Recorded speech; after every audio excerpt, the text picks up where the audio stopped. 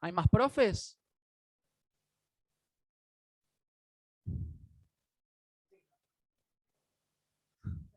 Nico, caras conocidas, veo.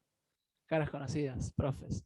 Perfecto. Bueno, entonces, en caso de tener más que nada profes, hay partes del principio que quizás voy a ir un poquitito más rápido, ¿sí? No voy a ahondar demasiado, así nos metemos de lleno con lo que es planificación y ejercicios y demás. Pero, no obstante, no podía obviar algunos temas, ¿sí? Principios básicos y leyes del entrenamiento que van a servir absolutamente para todo, ya sea entrenamiento deportivo como sea entrenamiento de hipertrofia, ¿sí? Leyes del entrenamiento. Punto número 1, síndrome general de adaptación. Punto número 2, supercompensación. Y punto número 3, ley del umbral. Vamos con la primera, ley del síndrome general de adaptación. Es la respuesta física no específica del organismo para adaptarse a toda causa que rompe su equilibrio, ¿sí? Va a constar de 3 fases: reacción, resistencia y agotamiento, ¿ok? Es decir, siempre que al organismo lo estresemos, el organismo va a intentar adaptarse. No quiere decir que siempre va a lograr un equilibrio, sino que siempre lo va a intentar buscar el equilibrio, ¿sí? De hecho, inclusive va a tener una fase de reacción, ¿sí? La primera fase es esta. Entonces, nosotros sometemos al cuerpo o al organismo a un estrés, le presentamos un estímulo, seguidamente va a caer su rendimiento, ¿sí? Lo que va a intentar el organismo, como dije recién, siempre es volver al equilibrio. Inclusive va a haber una segunda fase que es la fase de resistencia, ¿sí? En la fase de resistencia, el organismo inclusive no solamente va a buscar el equilibrio, sino que va a superarlo, va a superar su línea, esta liñita que estamos viendo, ¿sí? Esta liñita que estamos viendo acá, punteada, es nuestra línea de equilibrio. Es de donde nosotros partimos, le presentamos un estímulo, baja su rendimiento y después, con el correcto descanso, el organismo va a supercompensar. Ahora, ¿qué pasa? El organismo, si nosotros lo sometemos a estímulos constantes, va a hacer esto todo el tiempo, ¿sí? Es decir, tenemos que tener mucho cuidado con cuándo y cómo metemos o lo sometemos a un estrés o le presentamos un estímulo. ¿Por qué? Porque si este estímulo es demasiado alejado, el organismo nunca va a supercompensar, ¿sí? E inclusive todo lo contrario, si este estrés es demasiado pronto, el estímulo, el organismo nunca se recupera y siempre está, digamos, fatigándose. Nunca llega al equilibrio o a supercompensar. La tercera fase, Marian, es la fase de agotamiento, ¿sí? Si el estímulo no cesa, el organismo se agota. La explicación práctica es si la intensidad de entrenamiento es alta, no podrá prolongarse durante mucho tiempo. En ese caso no tiene sentido pasar varias horas en la sala de musculación, ¿sí? Esto es lo que dije recién. Lo sometemos constantemente a un estímulo, el organismo nunca se recupera. Siempre nuestro rendimiento va tendiendo a bajar, ¿sí? Ley de supercompensación, que es lo que mencioné recién.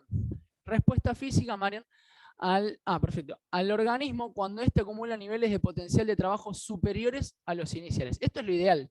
Básicamente, esto es el entrenamiento, ¿sí? Intentar desde una línea del equilibrio someter al cuerpo, al organismo, a un estrés y que el cuerpo, solo con la recuperación, logre supercompensar y superar nuestros niveles iniciales de rendimiento. ¿Ok? Ley del umbral. Cada persona tiene un distinto nivel de excitación ante un estímulo, ¿sí? Para que se produzca la adaptación al estímulo debe poseer una determinada intensidad en función de aguante y reacción de cada organismo. Y voy con un ejemplo básico. Si yo hago una sentadilla, ¿me estoy sometiendo a un estrés? No, prácticamente no. Ahora, si la sentadilla la hace mi abuela, que no se puede sentar, mi abuela va a estar sometida a un estrés, ¿sí? Es decir, para cada persona, el umbral de excitación o el nivel de excitación ante un estímulo es distinto. ¿Se entiende? Principios del entrenamiento. Principio número 1, sobrecarga, progresión, reversibilidad, especificidad e individualización. Ahí va llegando más gente. Indica, Marian, indica el primero, la sobrecarga. Partiendo de cada deportista tiene un umbral de esfuerzo determinado, ¿sí? Que es lo que acabamos de decir, un nivel máximo de tolerancia también, la adaptación se producirá en función del nivel de estímulo que se le aplique al organismo, ¿sí? Vamos a cerrar esto acá.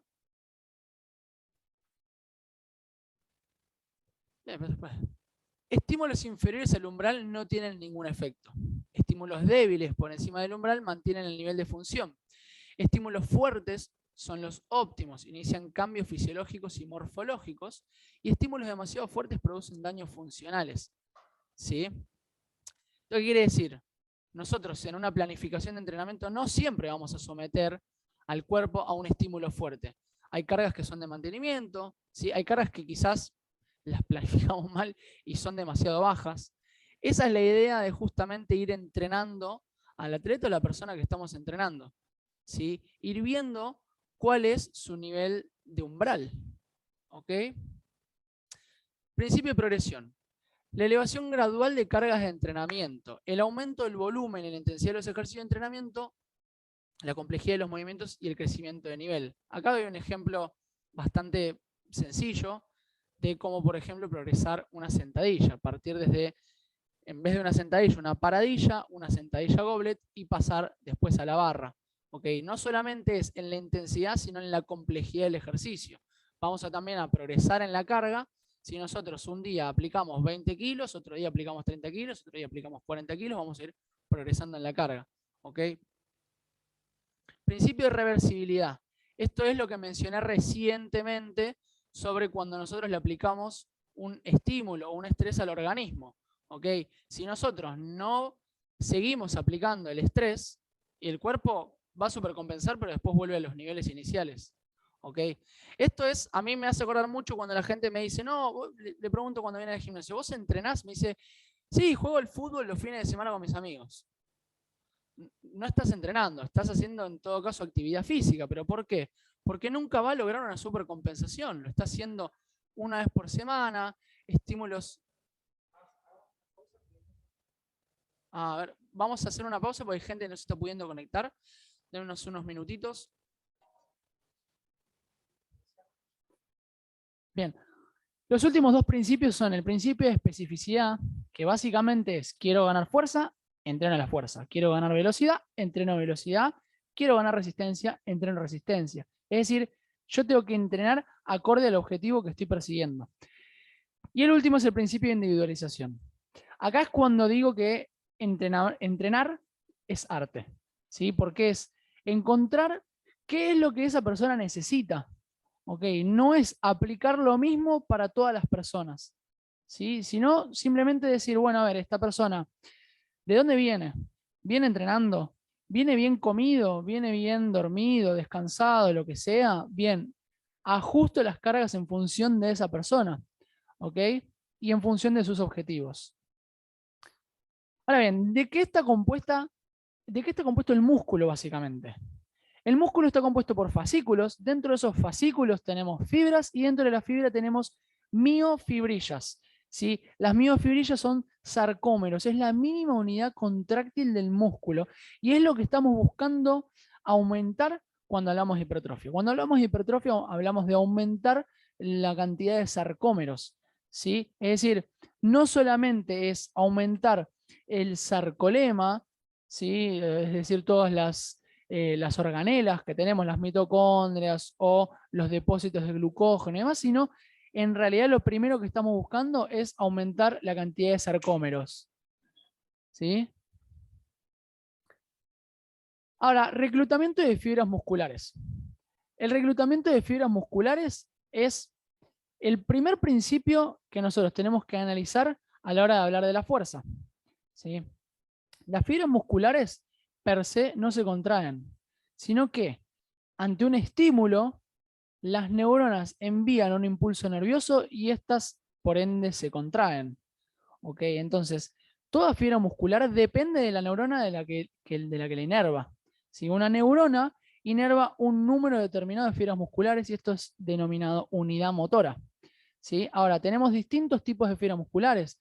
Tenemos fibras musculares rápidas, fibras musculares lentas y a modo didáctico vamos a diferenciar tres. También las intermedias o mixtas. Las rápidas son blancas, las lentas son rojas y las intermedias son mixtas.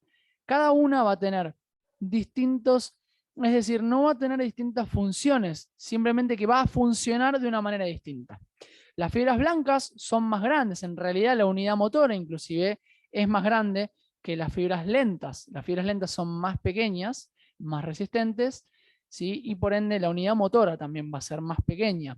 Ahora, ¿cómo se reclutan las fibras? Por una ley denominada ley de Henneman, ¿sí? La ley de Henneman nos dice que, perdón, la ley de Henneman lo que nos dice es que, dado el tamaño de las motoneuronas, el tamaño de las motoneuronas determina su umbral de excitación, ¿sí? Durante la aplicación de una fuerza muscular, las unidades motoras de menor tamaño serán las primeras en ser reclutadas. Si bien hay excepciones, es decir, por ejemplo, en el caso de un ejercicio de velocidad, no siempre se va a dar que las fibras lentas se recluten primero. Pero ¿qué pasa? Siempre vas a reclutar primero las fibras más pequeñas, van a ser las más fáciles de reclutar. Esto es lo que habla la ley de Henneman.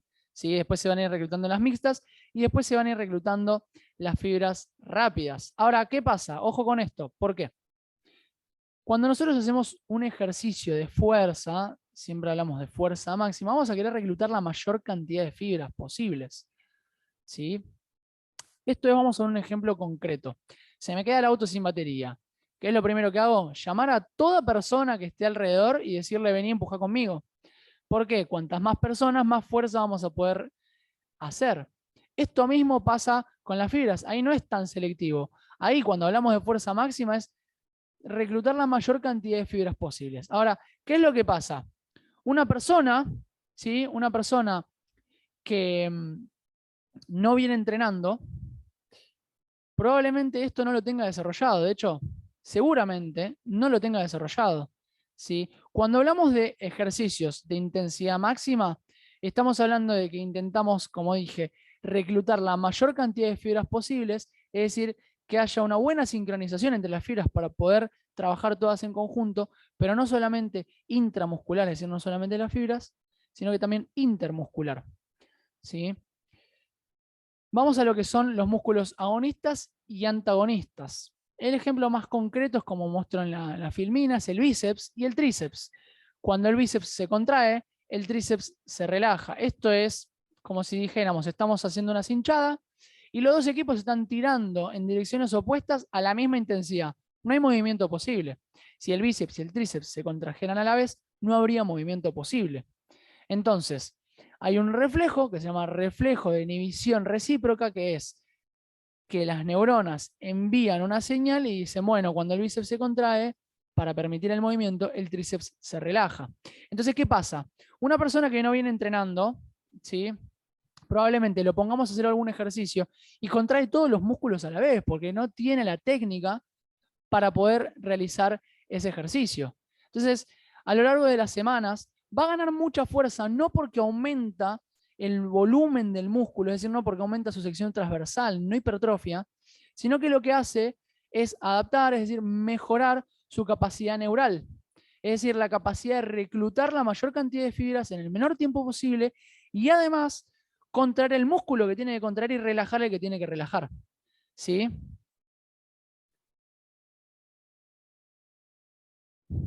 Bien, tenemos tres tipos de contracción. Contracción concéntrica, contracción excéntrica y contracción isométrica. ¿Sí? La contracción concéntrica es cuando el músculo se acorta. La contracción excéntrica es cuando el músculo se alarga. Y la contracción isométrica es cuando el músculo no varía su longitud. ¿Sí? Entonces, en general, las reps negativas, esto es, la tensión pasiva, se da en la contracción excéntrica porque el músculo se resiste, se resiste, se resiste, pero va cediendo la fuerza, es decir, porque no lo podemos levantar. La contracción activa es la contracción concéntrica, es decir, esa carga sí la podemos movilizar, es decir, que internamente generamos más tensión que la tensión externa que nos es generada a nosotros. Y la contracción isométrica es cuando las fuerzas son iguales. Cuando la fuerza interna que yo genero, la tensión interna que yo genero, es la misma que la tensión externa que me es aplicada. Es una mezcla entre lo que es el arte y la ciencia. Ni todo arte, ni todo ciencia. que es lo que a veces veo cuando la gente dice, y yo te podría entrenar, a mí me sirvió entrenar de esta manera, sin tener un bagaje completo de información. ¿Ok? Es fundamental entender de qué se trata, no manejen para atrás, de qué se trata el entrenamiento, ¿sí? Para poder aconsejar o entrenar a alguien. Es un poco de arte y un poco de ciencia.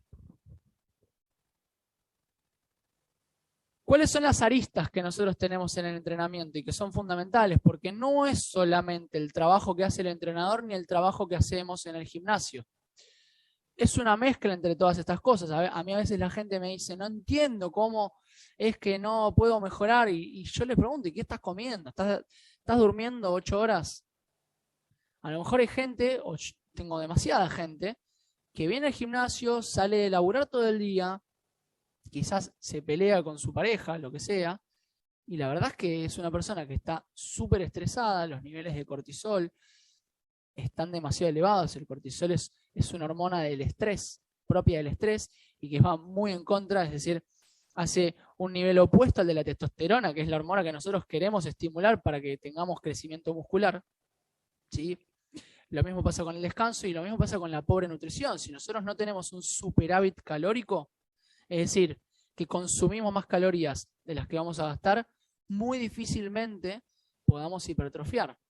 ¿Ok? Entonces, todas estas cosas hay que tenerlas siempre en cuenta. Por eso yo siempre digo, la idea sería, o sería ideal, siempre hacer un trabajo de forma interdisciplinaria. Por lo menos saber, a ver, ¿estás comiendo adecuadamente? ¿Estás descansando adecuadamente? A veces uno también como entrenador se enquista en, no, lo tengo que entrenar. Y a lo mejor la persona ese día no estaba para entrenar. Estaba para hacer un poco de relax. Y acá viene lo que nosotros decíamos de, tenemos cargas, ¿sí? Cargas que son muy fuertes, cargas que son medianas, cargas que son demasiado bajas. Y es decir, bueno, esta persona hoy está para una carga fuerte, no importa lo que yo planifiqué. ¿Está hoy para una carga fuerte? A lo mejor no, a lo mejor le tenemos que bajar un poquito la carga porque descansó mal, porque no comió bien. O a lo mejor esa persona está súper hoy. Y yo le había planificado lo que era de baja intensidad y digo, bueno, listo, hoy lo puedo poner un poquitito más. ¿Se entiende esto? Entonces ahí es donde digo, es trabajar con la otra persona y es un poquito de arte y un poquito de ciencia también, el saber entrenar.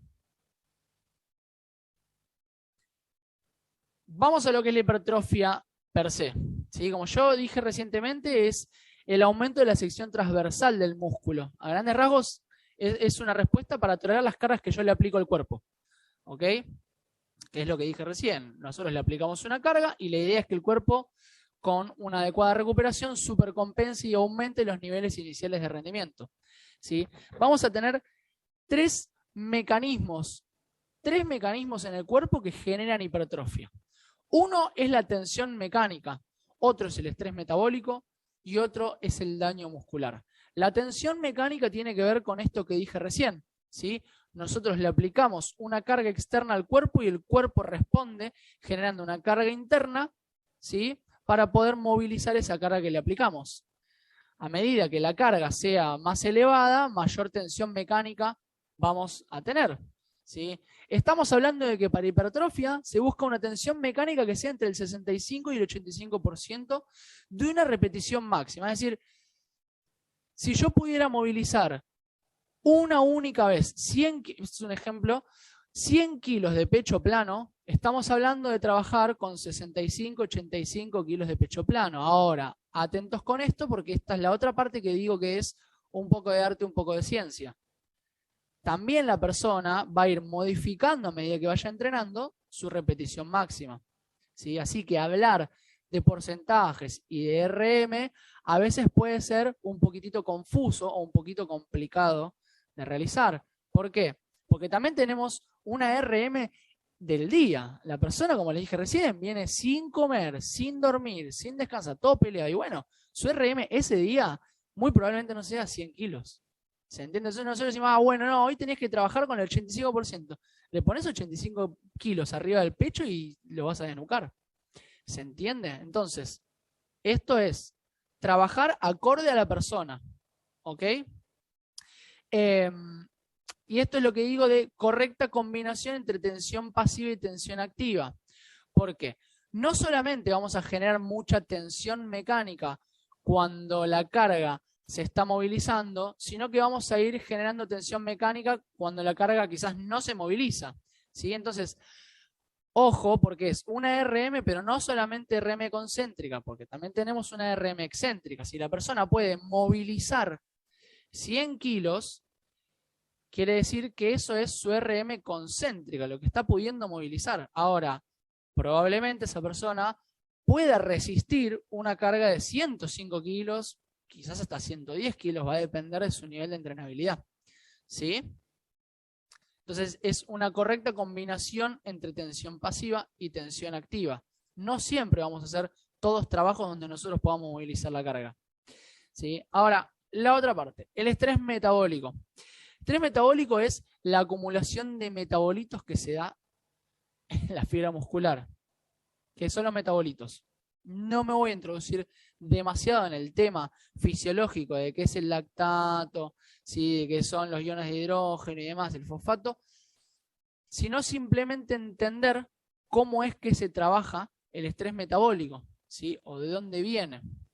Básicamente el estrés metabólico lo vamos a lograr con pausas cortas o con pausas incompletas, ¿sí? Es decir, esto que nosotros dijimos, nosotros le aplicamos una carga, el cuerpo se recupera, porque esto pasa todo el tiempo. Nosotros estábamos recién hablando de ejemplos de que nosotros le aplicamos una carga y supercompensa intersesión, es decir, de una sesión a la otra.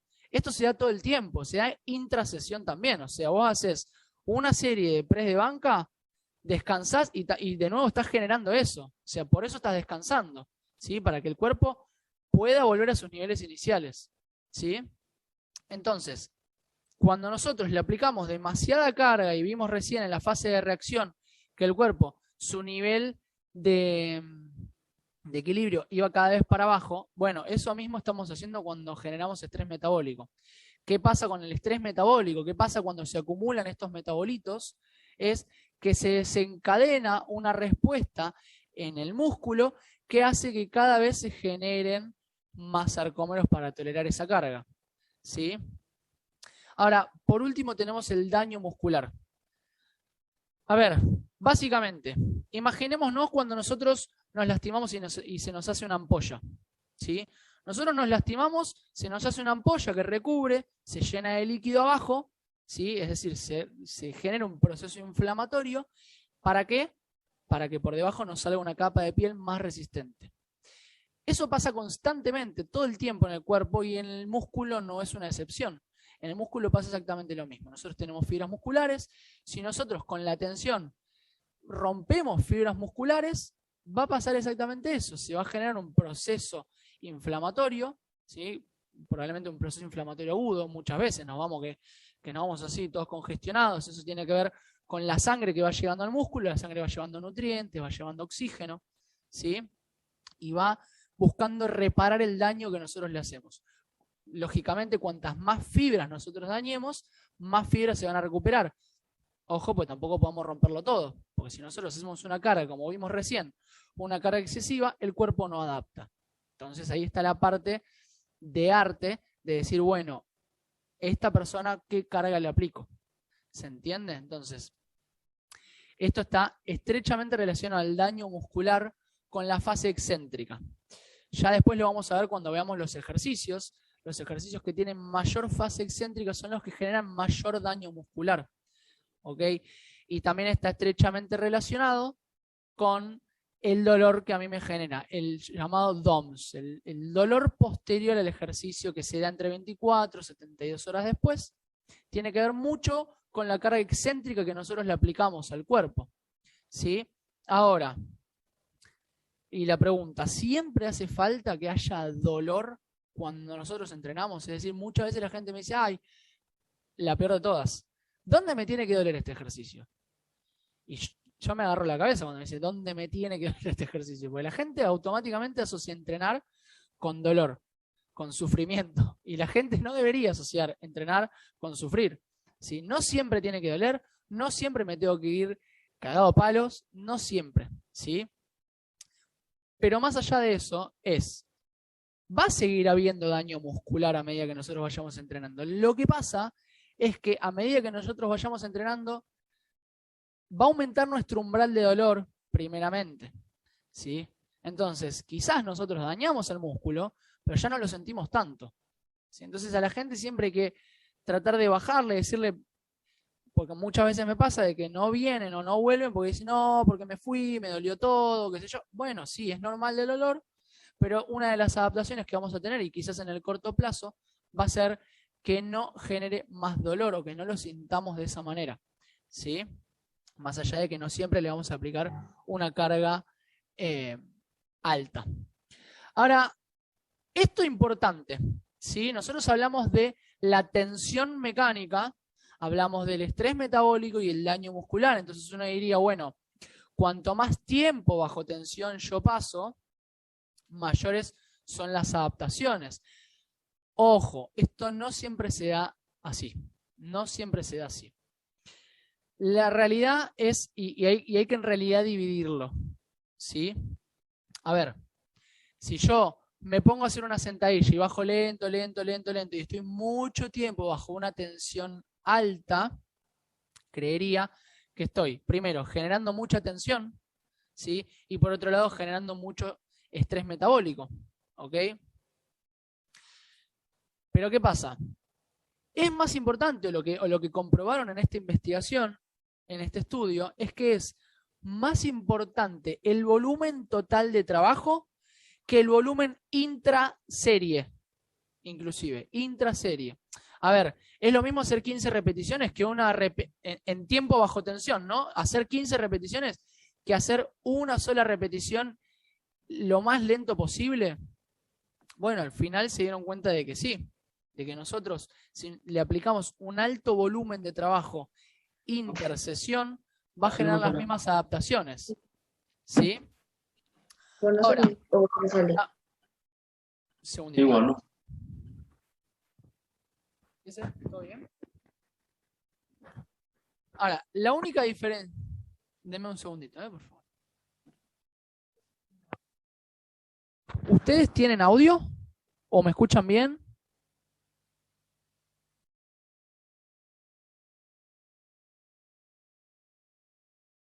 Bien, perdón, ¿eh? Bien, la única diferencia entre entrenamientos de fuerza e entrenamientos de hipertrofia son las adaptaciones neurales. Esto que dije yo, el músculo no se contrae porque sí, el músculo se contrae porque las neuronas que inervan al músculo, transmiten impulsos nerviosos y el músculo por eso se contrae. Entonces, lo que antes se creía que era, bueno, si yo entreno fuerza, voy a aumentar mi cantidad de sarcómeros. Si yo entreno resistencia a la fuerza, es decir, hipertrofia, lo que voy a aumentar es mi nivel de sarcoplasma, es decir, la típica de, y esta la escuché 10 millones de veces cuando ven un fisiculturista y dicen, no, este no tiene fuerza, está todo inflado, es todo líquido. O lo mismo que me preguntaban a mí muchas veces alumnos si tenían que consumir creatina y me decían, no, porque yo consumo creatina y entonces el músculo se me llena de líquido. No, la realidad es que no. O sea, sí, si bien la creatina para como es, meterse dentro del músculo necesita líquido, ¿sí? Pero eso no implica que el músculo se esté llenando de líquido. Si nosotros hacemos entrenamiento de la fuerza, vamos a aumentar nuestra cantidad de sarcómeros. Si nosotros hacemos entrenamiento de resistencia a la fuerza, también vamos a aumentar la cantidad de sarcómeros. Lo que va a cambiar entre uno y otro son las adaptaciones neurales. Es decir, la cantidad de unidades motoras que podamos reclutar. ¿Se entiende esto más o menos? Háganme así si lo entendieron. Si no, lo vuelvo a explicar si fue un poco retorcido. ¿Me escuchan bien, no? Bien, ¿alguna duda con respecto a esto que dije recién del tiempo bajo tensión? ¿No? ¿Todo ok? Deme una devolución porque si no siento que estoy hablando solo. Ahí va, gracias. Perfecto. Vamos a las variables de entrenamiento. ¿Sí? Variables de entrenamiento, en principio tenemos 3 tipos de variables. La intensidad, el volumen y la densidad de trabajo. ¿Ok? El volumen tenemos distintas maneras de medirlo, ahora lo vamos a ver. Así que después me meto con el volumen. La intensidad es el porcentaje de las repeticiones máximas. ¿sí? Que es esto que dije recién. Si yo puedo tirar 100 kilos de pecho, bueno, voy a trabajar con un determinado porcentaje de las repeticiones en función de mi fuerza máxima. Y la densidad es la relación trabajo-pausa. Yo siempre digo, decime qué pausa haces y te digo que estás trabajando. ¿Ok? ¿Por qué? Para ejercicios o para entrenamiento de fuerza máxima tenemos que tener una pausa completa. ¿Sí? ¿Por qué? Porque las neuronas en la unidad motora tardan más tiempo en recuperarse, ¿sí? Que la musculatura. En cambio, si yo estoy queriendo hacer trabajos más localizados o más accesorios, a lo mejor no me haga falta tanta pausa, ¿sí? E inclusive si yo quiero trabajar con poca pausa porque quiero generar mucho estrés metabólico, también está bien. Ahora, lo que tengo que saber es que no voy a mejorar mis adaptaciones de fuerza. ¿Se entiende? Ahora, esto que dije recién del volumen, tenemos varias maneras de medirlo, ¿sí? Por un lado tenemos medir el volumen por las repeticiones totales que realizamos, es decir, si realizamos 4 series de 10 repeticiones, vamos a hacer un volumen de 40 repeticiones totales. Ahora, si lo queremos medir en series, y digo, bueno, voy a hacer 4 series de 10 repeticiones, el volumen son las series. ¿Cuántas series hacemos de tal ejercicio? ¿Sí? Por semana, por mes, lo que sea. En general se mide por semana. Y después el volumen total. El volumen total es multiplicar, es decir, ¿cuántos kilos movilicé hoy? Si yo hago 4 series de 10 repeticiones con 40 kilos, hoy movilicé 1.600 kilos. Punto. Ahora, ¿cuál es la recomendación? La recomendación en general para la gente que trabaja en hipertrofia es calcular el volumen por las series. En general, casi toda la bibliografía habla de las series totales de ejercicio, ¿sí? Raro porque muchas veces no diferencia tanto entre si hice tantas series al tanto RM, es decir, si hoy, como que no diferencia si hoy trabajé el 65, mañana el 85, otro día el 75, no diferencia tanto, habla mucho de, bueno, entre 10, 30 series por semana, por ejercicio, por grupo muscular, ¿sí? El volumen total en general lo mide gente que trabaja mucho con tiempo y marca, lo miden más los pesistas, porque, o mismo la gente que corre, mide los kilómetros totales que realizó, pero la realidad es que con lo que tiene que ver con la hipertrofia se trabaja mucho más con lo que es el carácter del esfuerzo, es decir, con sentir la carga que con estar midiendo el RM, ¿sí? Porque realmente no nos interesa tanto ajustar ahí en el RM, ¿sí? No como quizás un levantador de pesas, que su deporte consiste en mejorar su repetición máxima, entonces están todo el tiempo evaluándolo. Por eso miden tanto en volumen total de trabajo realizado, ¿sí? Ahora, ¿qué es mejor para hipertrofia?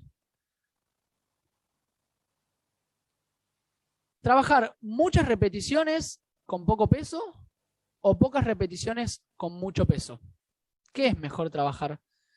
Díganme ustedes, si A o B.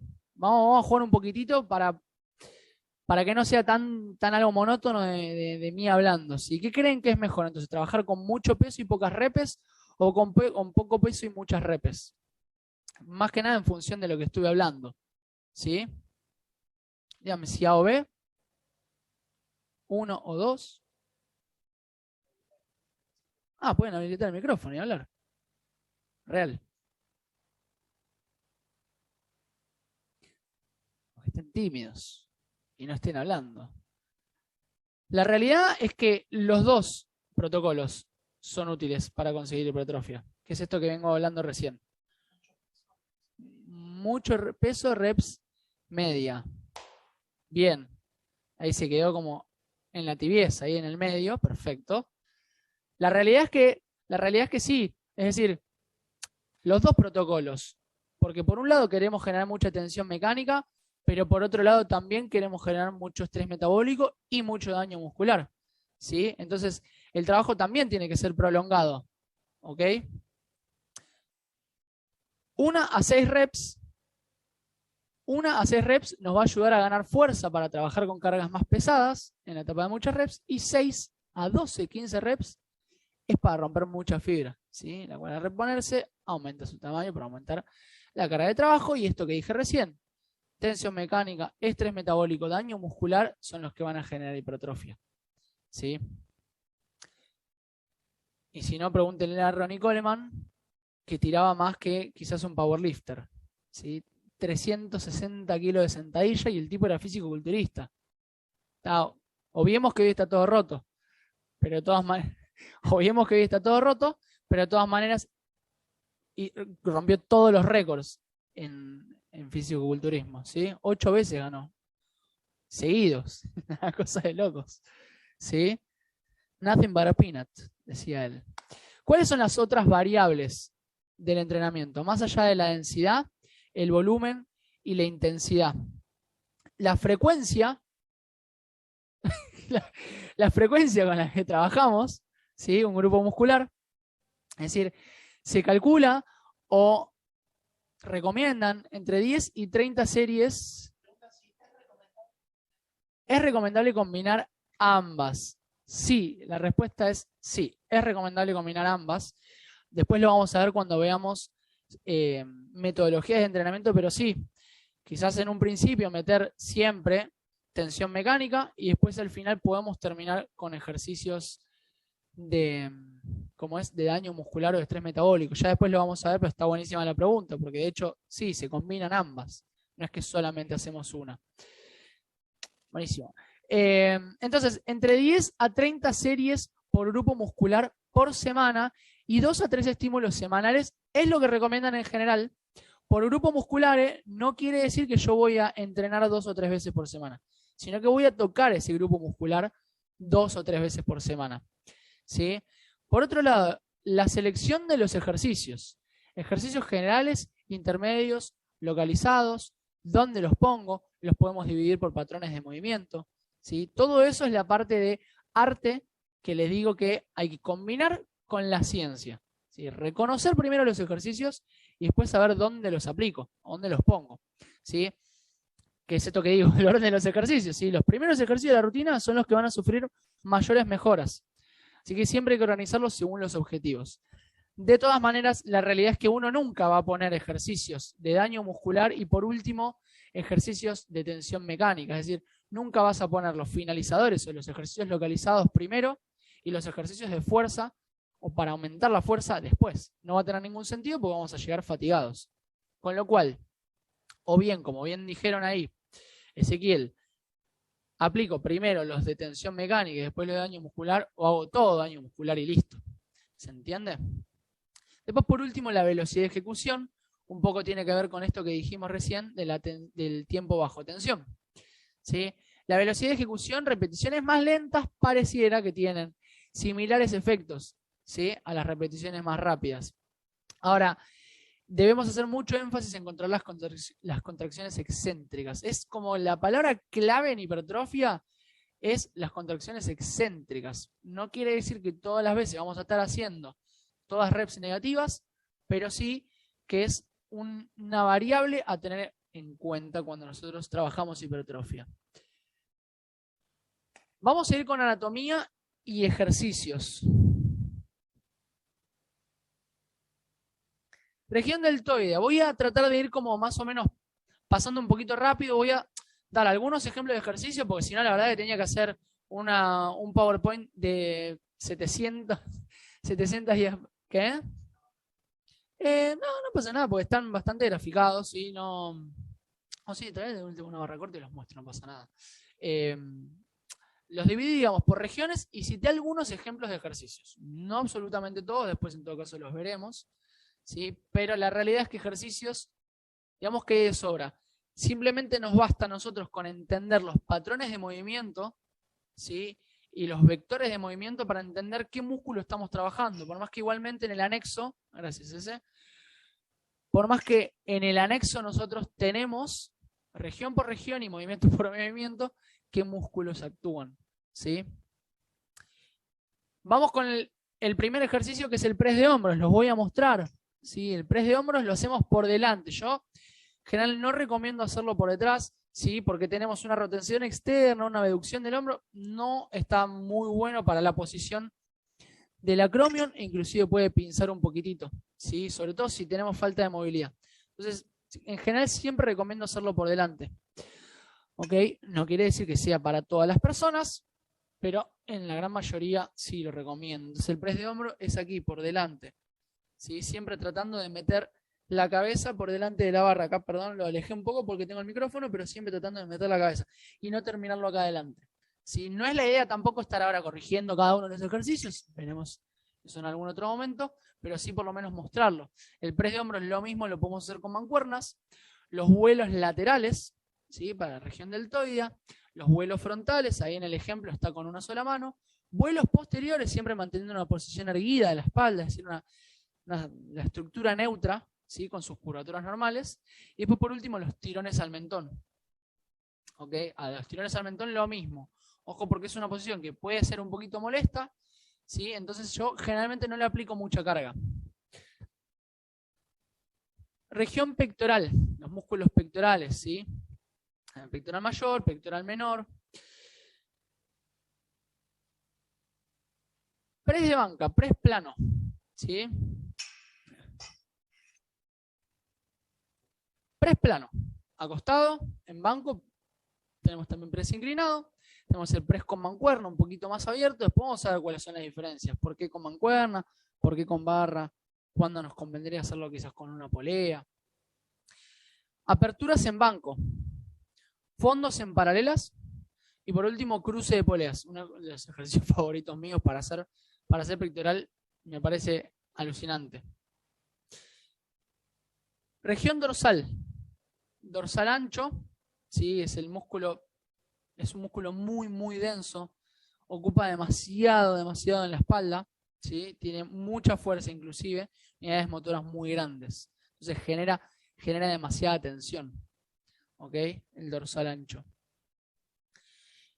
Tenemos los pull-ups, que son anchos y con las palmas hacia adelante. El remo de colgado, también podemos hacer el remo pendlay. El remo pendlay, la diferencia que tiene con el remo de colgado es que desde la posición de peso muerto nosotros dejamos caer la barra en el piso y la volvemos a levantar. ¿Ok? No necesariamente lo tenemos que hacer desde colgado. El remo serrucho es remo un brazo. El remo landmine, ¿sí? El landmine es una maquinita que va con la barra incrustada a la pared y desde ahí levantamos, ¿sí? La fuerza va a caer así, en diagonal. El remo de cable y el pullover cable. Ahora, se investigó mucho con respecto al dorsal si conviene hacer la fuerza en vector vertical o en vector horizontal, y es más recomendable, y por eso también puse más ejemplos de fuerza horizontal, porque es más recomendable para el dorsal trabajar con la fuerza horizontal que trabajar con la fuerza vertical. ¿Ok? Hay mucho más trabajo del bíceps cuando hacemos fuerza vertical. También lo podemos hacer los pull-ups o lo podemos hacer en chin-ups con las palmas hacia mí. ¿Ok? Cara anterior del brazo y cara posterior del brazo. Tenemos cara anterior el bíceps y cara posterior el tríceps. ¿Sí? Más allá de los músculos del antebrazo, que tampoco vamos a hacer fisiculturismo, la idea es trabajar sobre la hipertrofia, entonces no vamos a ir con los flexores de los dedos, el supinador largo, el supinador corto. Vamos por lo pronto con bíceps braquial, que en realidad el principal flexor del codo no es el bíceps, sino el braquial, ¿sí? Por cómo está ubicado el músculo. ¿Ok? Y el tríceps. Ahí los puse los dos a la vez, porque son músculos más pequeños. En general siempre van a ser músculos sinergistas. ¿Qué quiere decir músculo sinergista? Quiere decir que son músculos que van a ayudar al músculo principal, al músculo agonista, a hacer un determinado movimiento. Los ejercicios generales, que en general son los de tracción, empuje, ¿sí? El bíceps, por ejemplo, va a ser sinergista del dorsal cada vez que hagamos un remo o cada vez que hagamos un chin-up. ¿Ok? No así el dorsal cuando hacemos un bíceps. Por otro lado, el tríceps es sinergista del pectoral cuando nosotros hacemos ejercicios de empuje horizontal y sinergista del deltoides cuando hacemos empuje vertical. ¿Sí?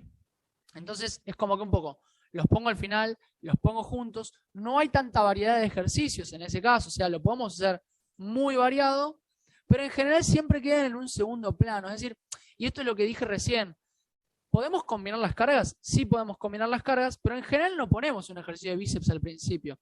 Empezamos siempre con los ejercicios generales, que después los vamos a señalar, que son poliarticulares y no los monoarticulares. ¿Sí? Tiene algo que ver el tipo de fibra para la velocidad. Perdón que no había visto la pregunta. ¿Sí? A ver, totalmente tiene que ver el tipo de fibra con la velocidad. ¿Sí? Cuando nosotros, de hecho esa es una de las excepciones de la ley de Henneman. ¿Sí? Pareciera que cuando nosotros hacemos ejercicios de máxima velocidad, no arrancan primero por las fibras, o sea, no se activan primero las fibras lentas, sino que se activan directamente las fibras explosivas, las fibras rápidas. Es una de las excepciones. Igualmente, nada, para lo que es la hipertrofia, la velocidad, ya vimos que mucho no tiene que ver, ni que sea muy rápido, ni que sea demasiado lento, no tiene tanto que ver, importa más el volumen total de trabajo. Es como cuando la gente habla sin introducirme tanto en la nutrición, pero cuando la gente habla de nutrición y comer esto, comer aquello, la realidad es que si nosotros queremos aumentar nuestra masa muscular, tenemos que estar en superávit calórico, y si queremos bajar nuestra masa grasa, tenemos que estar en déficit calórico. Punto. O sea, esa es la primera ley de todas. ¿Sí? Entonces acá un poco pasa lo mismo. Lo primero que tenemos que medir es el volumen. Después vemos si hacemos el ejercicio muy lento, si lo hacemos muy rápido. Vemos. ¿Sí? Ahora, independientemente de la velocidad, para la fuerza también importa el tipo de fibra. Porque ya dijimos, las fibras rápidas o las unidades motoras más grandes van a poder hacer más fuerza. Entonces, un músculo que está compuesto mayoritariamente por fibras o por unidades motoras más grandes va a poder hacer más fuerza, como es el caso del deltoides. Ahora, en el caso, por ejemplo, del globo ocular, ¿sí? El globo ocular, que tiene muchas más unidades motoras pequeñas, va a ser mucho más fino su movimiento, mucho más coordinado. ¿Se entiende la diferencia? Entonces ahí sí importa, en la tensión mecánica importa, en la velocidad hoy para lo que es la hipertrofia tanto no importa, pero la respuesta es sí, influye el tipo de fibra con la velocidad. Bien, entonces, como estaba diciendo, bueno, tenemos bíceps con barra, bíceps con mancuerna alternado, y tenemos bíceps también en cable. ¿Sí? A mí ese también me encanta. Puede ser de los dos o puede ser uno solo en cable. Ahora vamos a ver de nuevo, como les dije recién, las diferencias entre cable y mancuerna. ¿Sí? Después también tenemos tríceps con polea, tríceps prefrancés, y tenemos 10 ejemplos de las flexiones Diamond. ¿Sí? Tren inferior. Y no me voy a meter tanto con cómo lo mostré recién, pero voy a dar otros ejemplos, porque ya van a ver por qué.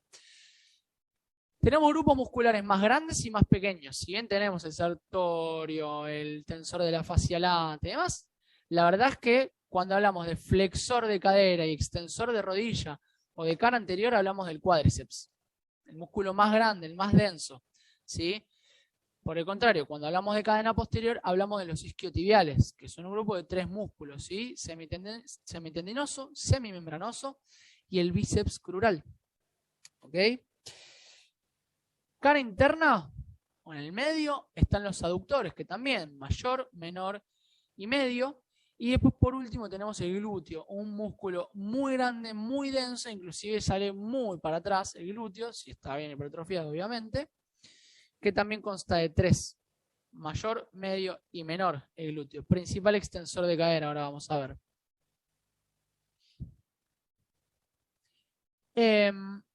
Tenemos, ahí lo dividí más o menos como en un cuadrante, entre dominante de rodilla y dominante de cadera, porque es importante entender esto. ¿Por qué? Cómo nosotros ordenamos los ejercicios en función de los grupos musculares que activa también, va a hacer que nosotros quizás podamos mantenernos todo un periodo con tensión alta, ¿sí? Con tensión mecánica alta, fatigando primero un grupo muscular, después otro grupo muscular, y a la vez le estamos aplicando una carga alta al cuerpo constantemente. ¿Sí? Si yo todos los días aplico la misma carga al mismo grupo muscular y la estoy cagando. ¿Sí? Entonces, tenemos por un lado dominantes de cadera y por otro lado dominantes de rodilla. ¿Sí? Acá puse en un cuadrante, esto me encantó, igual esto fue de Mundo Entrenamiento, que son muy cracks y tienen un blog realmente increíble. Romanian Deadlift, que es a piernas extendidas. Conventional Deadlift, que es a piernas flexionadas, ¿sí? Son bisagras de cadera. Trap bar. La trap bar es la barra hexagonal. ¿Qué tiene la barra hexagonal? Primeramente, que la barra hexagonal, como distribuye todo el peso, ahora lo vamos a ver cuando veamos un poco lo que es el torque, como me distribuye a mí todo el peso y no me aplica una carga en este plano, ¿sí? En el plano sagital, yo voy a poder levantar más peso. Siempre la gente siente que dice, pero si yo hacía peso muerto con 80, agarro la trap bar y hago con 90. Claro, le estás aplicando menos carga en este plano. ¿Se entiende? Que justamente es el plano del torque. Ahora vamos a ver qué es lo que es el torque, del torque de la cadena posterior. ¿Sí? Más allá de que el agarre es más alto, entonces también se nos va a hacer más fácil. El sumo deadlift, el peso muerto a piernas más separadas. Después, por otro lado, lo que es dominante de rodilla, tenemos el low bar squat. El low bar es con la barra no en la nuca, sino un poquitito más abajo de la nuca. ¿Ok? ¿Qué es lo que hace? Está más cerca de nuestra cadera, es decir, que va a generar, ahora lo vamos a explicar bien, que va a generar un poquito menos de torque. ¿Sí? High bar squat es la sentadilla común, con la barra en la nuca. Front squat, la sentadilla adelante, con la barra acá adelante, lo podemos hacer así o lo podemos hacer así. Y por último el overhead squat, que no lo utilizo tanto, la realidad es que muchas veces a la gente le molesta y yo siempre pienso que no hay ejercicios indispensables. Si la gente lo puede hacer, buenísimo, activa las escápulas y me parece fantástico. Si la gente no lo puede hacer, tampoco me vuelve a mí loco. Y las hip thrust es la pregunta, ¿no? ¿Dónde quedaron las hip thrust que están tan de moda? Y si vamos a hablar de dominante de cadera, como que un poquitito vamos a tener que meterlas. Entonces, le di todo un sector aparte al hip thrust porque uno de los libros, de hecho, que estamos utilizando en esta presentación es el Glute Lab de Brett Contreras. El tipo hizo como 500 páginas de culo, básicamente, de cómo mejorar o cómo hipertrofiar glúteos. Me parece brillante porque además lo hizo de una manera casi novedosa, diría, porque el tipo explica desde la ciencia por qué el glúteo, no otro músculo, el glúteo es importante y en 500 páginas. Es importante para el rendimiento, porque mejora el rendimiento del sprint. Es importante para la salud, porque pareciera que mejora los dolores lumbares. Es importante para la estética, porque bueno, la verdad es que ya al día de hoy, tanto hombres como mujeres, todo el mundo la verdad que quiere tener un culo redondo y no me parece mal. Así que el tipo se dedicó a hacer un librazo sobre glúteos. Independientemente de eso, la realidad es que habla mucho de ciencia, más allá de todo esto, habla mucho de ciencia, lo divide por variantes, mucha variedad de ejercicios, eso está buenísimo. Habla de su planificación, que lo vamos a ver al final de la presentación. Habla de la planificación que él utilice, que me parece buenísima, que se puede extrapolar no solamente a trabajos como hace él, exclusivamente de glúteos, se puede extrapolar a cualquier otro tipo de planificación. ¿Sí? Entonces el hip thrust sí es un dominante de cadera y tiene un gran diferencial con el resto de los ejercicios, que es uno de los pocos que tiene fuerza en vector horizontal. Si nosotros estamos acostados y la fuerza la hacemos en vector horizontal. En el resto, en general, y ahora lo vamos a ver igual cuando vamos un poquito de física, el resto en general los hacemos en vector vertical. ¿Sí?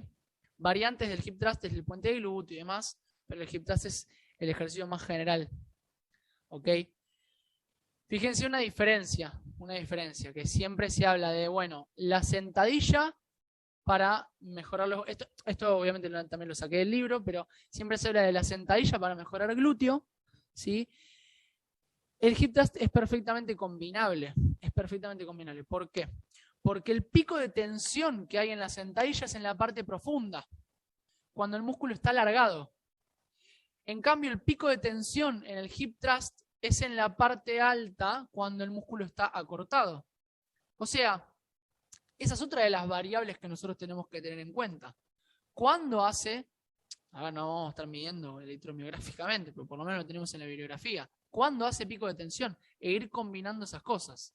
¿Sí? Perfectamente estos dos ejercicios se pueden poner en el mismo entrenamiento y estamos haciendo picos de tensión en distintos tipos de longitud del músculo, que ahora lo vamos a ver más adelante cuando, insisto, cuando veamos torque. ¿Sí? Musculatura abdominal. El six-pack no es toda la musculatura abdominal, es el recto anterior. También tenemos oblicuo mayor, oblicuo menor y el transverso del abdomen. ¿Ok? Bueno, ahí atrás me pone también el cuadrado lumbar. Ejercicios. Crunchy, los famosos sit-ups, más viejo que la injusticia. La rueda abdominal, que ese sí es uno de mis ejercicios favoritos. Toes to bar o pies a la barra, que también pueden ser knees to chest. Si la persona no llega, puede hacer rodillas al pecho. Y las rotaciones landmine, otro de mis ejercicios favoritos. ¿Sí? En vez de hacer quizás un twist soviético, puede hacer rotaciones landmine. Insisto, tenemos 1.000.000 de ejercicios. Son algunos ejemplos, me dirán, ¿y las planchas? Y sí, también, bueno, las planchas también están. Sí, ahora, para lo que tiene que ver con la hipertrofia, y ahí está el temita, ¿no? Para lo que tiene que ver con la hipertrofia, las planchas quizás no generan tanta tensión en la musculatura. Sí, ay, mira, una persona entró a la sala de espera. No genera tanta tensión en la musculatura una plancha. Sí es fundamental para la estabilidad. Ahora, estabilidad de zona media también la vamos a generar con ejercicios generales. Una sentadilla, un peso muerto, si hacemos un correcto bracing, es decir, inflamos la cavidad, ¿sí? Y contraemos ahí en el momento, tanto de subida como de bajada, vamos a lograr una correcta estabilización de la zona media. No necesariamente tenemos que sí o sí hacer una plancha, pero es verdad que activa más una plancha que esos ejercicios. Digo, no es necesario, pero sí que activa más. Ahora, independientemente de eso, tenemos dos tipos de musculatura, ¿sí? Los músculos tónicos y los músculos fásicos.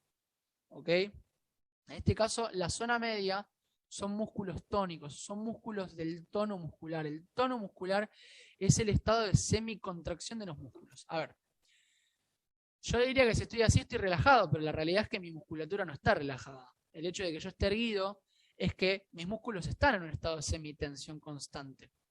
La tensión permite gradientes. Yo puedo tener tensión máxima en la musculatura, una tensión mínima. ¿Sí? Eso es el tono muscular básicamente. Si yo estuviera completamente relajado, estaría como una babosa tirada en el piso. ¿Se entiende? Entonces, los músculos abdominales son músculos tónicos. Tienen más que ver con la estabilidad que otra cosa. Es decir, no van a generar tanta hipertrofia. Y la realidad es que si el six-pack se ve, tiene más que ver con un bajo porcentaje graso que con una elevada cantidad de musculatura abdominal. ¿Se entiende esto? Entonces tampoco quemarnos tanto con el hecho de tener que hacer, porque también pasa un montón la cantidad de veces que me han dicho, no, pero no entiendo cómo no se me marcan los abdominales, hago 1.000 abdominales por día. Y sí, macho, pero y no. Si comés, estás en superávit calórico, no estás entrenando, es decir, no estás aumentando la masa muscular general, muy difícilmente vos puedas perder grasa. ¿Se entiende? A la gente siempre hay que explicarle que el músculo aumenta de forma localizada, pero la grasa no se quema de forma localizada. No por hacer 1.000 abdominales por día se me van a marcar todos los abdominales. ¿Sí? El bajo, sonó el bajo. Bien. Los Big Four. Los Big Four. Esto es medio tradicional ya, el tema de los Big Four. Pero son los ejercicios generales de fuerza. ¿Ok? En el caso, como les dije antes, en el caso de los ejercicios de tren superior, los ejercicios generales son horizontales. ¿Qué características tienen que tener los ejercicios generales de fuerza? Primero, que sean multiarticulares. Es decir, los ejercicios monoarticulares que no involucran tanta musculatura, muy difícilmente nosotros podamos aplicar mucha fuerza. Cuanto más músculo nosotros utilicemos, más fuerza podemos aplicar, más kilos podemos movilizar. ¿Sí? No vamos a mover lo mismo de bíceps que de remo. ¿Ok? Lo mismo va a pasar con el press plano y quizás un press de hombro. No vamos a movilizar la misma cantidad de kilos. ¿Sí? Peso muerto en el caso de tren inferior y sentadilla también. Ahí, bueno, Brett diría agregar hip thrust, pero bueno, este siempre fue lo tradicional, los Big Four de ejercicios de fuerza. ¿Por qué me importan los Big Four? ¿Qué me importan los Big Four? Los tenemos que poner siempre, o casi siempre, primeros en la rutina. Casi siempre primeros, cualquiera de estos 4. Son los que nos van a dar mucha estructura. Los Big Four nos van a dar toda la estructura, nos van a generar mucha tensión mecánica y por eso los ponemos al principio del entrenamiento. ¿Sí? Bien, vamos con un poquitito de physics. ¿Me escuchan bien todos? Perfecto. Vamos con un poquitito de física. ¿Sí? Lo bajo. Sí, perdón, acá es que no sé si ustedes lo escuchan, pero cuando quieren cambiar acá con el teclado se hace un bajito. Entonces vamos con un poco de física, ¿sí? ¿Qué tiene que ver? Todo esto que estoy diciendo es tratar de explicarlo, entenderlo y aportarle la parte de ciencia, digamos, a esto del entrenamiento. Primeramente, planos y ejes, ¿sí? Más allá de los ejes, no nos importan tanto los ejes, ¿sí? Pero sí los planos al menos, ¿ok? Tenemos el plano sagital, ¿sí? Es decir, perdón, el plano frontal. Todos los movimientos que nosotros hagamos en abducción o aducción para adentro y abducción para afuera. Todos los movimientos que nosotros hagamos los hacemos en este plano, ¿sí? Después tenemos el plano sagital. Todos los movimientos de flexión y extensión que nosotros hagamos los hacemos en este plano, ¿sí? Y después por otro lado tenemos el plano transversal, es el que nos corta. Movimientos rotacionales. ¿Ok? Porque es importante saber esto porque así vamos a ir dividiendo todos los ejercicios. Ahí, bueno, puse los movimientos para que ustedes también los tengan, ¿sí? ¿Y cuáles son los ejercicios? En el caso, volvemos a nuestro gran amigo Brett, ¿sí? Todos ejercicios de glúteos, como verán. En el plano sagital tenemos el hip thrust, el deadlift y el squat. Por eso también les digo que no se queden con el eje, porque a veces, si no el eje, va a hacer que todo el tiempo estemos pensando en movimientos rotacionales, y no todos los movimientos son rotacionales, ¿sí? En el caso de una sentadilla no es un movimiento rotacional, ¿ok? Entonces, tanto la sentadilla como el deadlift, como el peso, como el hip thrust, todos van a ser en este plano, hacia adelante, ¿sí? Porque lo tenemos que pensar en realidad como si nos estuviera cortando así. Es hacia adelante y hacia arriba también, pero siempre en este mismo plano, ¿ok? Ahora, tenemos el plano transversal, los movimientos rotacionales, eso no resiste mucho análisis. Y después los movimientos de abducciones, puede ser un vuelo lateral, ¿sí? Puede ser una abducción de cadera, ¿ok? Una caminata. Ahora, fíjense, y acá está lo interesante, ¿no? De entender esto, cómo a veces con ejercicios nosotros los podemos mezclar ambos planos. Pues si yo hago una caminata cangrejo y bajo, ya estoy haciendo una flexión. ¿Se entiende? Entonces estoy combinando los dos planos. Eso es lo interesante. Ahora, además de los planos, tenemos vectores, los vectores de carga, ¿sí? ¿Qué es lo que les dije recién? Nosotros tenemos vectores verticales, vectores horizontales y vectores laterales de carga. ¿Sí? Es la diferencia entre, por ejemplo, el hip thrust y la sentadilla. Si bien yo dije recién que la sentadilla y el hip thrust trabajan en el mismo plano, no trabajan en el mismo vector de fuerza. Una la hacemos para arriba y la otra la hacemos para adelante, básicamente. ¿Se entiende? Por eso mismo es que Brett decía, tiene mucha transferencia con la carrera. Porque cuando nosotros nos desplazamos, en general, que es una cosa, nosotros somos muy anteroposteriores. El ser humano no camina de costado. Casi nunca hacemos cosas de costado. Entonces, eso también es una cosa a tener en cuenta cuando uno planifica, porque no solamente, uno no debería siempre planificar en función estética, no debe. ¿Sí? Si bien estamos hablando de hipertrofia, no debe. También uno tiene que planificar en función, o que sea funcional a la persona. ¿Sí? Funcional a todos es hacer cosas que no hacemos quizás también o que no se practica tanto en la vida cotidiana. Es decir, mejorar algunas cosas que no las haríamos en otro lado o en otro momento. ¿Sí? Entonces, como nosotros no tendemos a hacer movimientos en este plano, bueno, estaría bueno que siempre tratemos de planificar en este plano. Después vamos a ver la regla de los tercios de Brett, que habla justamente de esto, ¿sí? Entonces la idea es entender que nosotros siempre que planifiquemos, debemos planificar para todos los planos y para todos los vectores de carga, ¿sí? No solamente es vertical y horizontal, también es diagonal, ¿sí? Y puede ser vertical hacia arriba y vertical hacia abajo. Porque yo, por ejemplo, a ver, ejercicios de empuje. Puedo hacer un ejercicio de empuje vertical, que es el press de hombro, pero también puedo hacer un ejercicio de empuje vertical, que es el fondo en paralela, ¿sí? Distintos grupos musculares están trabajando ahí. El vector de carga sigue siendo vertical, pero uno es vertical hacia arriba, vertical hacia abajo. Entender esto forma parte de decir, bueno, ¿qué músculos son los que hoy quiero trabajar? ¿Ok? Acá en el PowerPoint, que todos lo van a tener, les divido absolutamente todo. Absolutamente todo. Tren superior, tren inferior, empuje, tracción, dominante de cadera y dominante de rodilla y ejemplos de ejercicios. ¿Sí? Vertical, press de hombro, horizontal, flexiones de brazo, vertical, chin-ups, horizontal, remo, ¿sí? Dominante de cadera, vertical, peso muerto, horizontal, hip thrust y dominante de rodilla, vertical, sentadilla. ¿Sí? Ahora bien, vamos a hacer un pequeño break, ¿sí? De 10-15 minutitos. ¿Les parece bien? Hacemos este pequeño break.